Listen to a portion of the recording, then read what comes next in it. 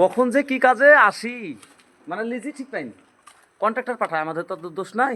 আজ সেন্টারিং খুলতে পাঠিয়েছে, সেন্টারিং। তো এই সব সেন্টারিংগুলো খুললাম ভিতরের। এইসব তক্তায় কাটা বহুত আছে, তক্তায় কাটা একটু দেখে শুনে হাঁটতে হবে। তো আপনারা যারা সেন্টারিংয়ের হয়তো কাজ করেন, খুলেন বা সেন্টারিং করেন, তাদেরকে আমি বলছি যে আপনারা একটু সাবধানে কাজ করবেন।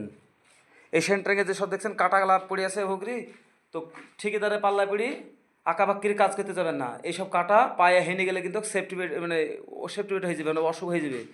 তো সাবধান থাকবেন, একটু সাবধানে কাজ করবেন। সেন্টারিংয়ের কাজ, সেন্টারিংয়ের কাজটাই তো রিক্সের কাজ। আর এই যে এখানকার এই সেই ডাল মুঠ, এগুলা গাছের সব ডাল, ওই আকাশমণি গাছের ডাল, তো এই গাছগুলোর ডাল দিয়ে ভাড়া করা হয়। আর এই যে সব সেন্টারিংয়ের তক্তা খুলে রেখেছি, কাটা ফাটা সব এখন তুলবো, তারপরে ঘরটার সব পরিষ্কার করতে হবে, আবার হয়তো কালকে ঢালাই করতে হবে। তো আপনারা সেন্টারিংয়ের কাজ করবেন, একটু সাবধানে কাজ করবেন, সকল সময় সেন্টারিংয়ের কাজটা একটু সাবধানে করবেন। ভালো থাকেন সবাই।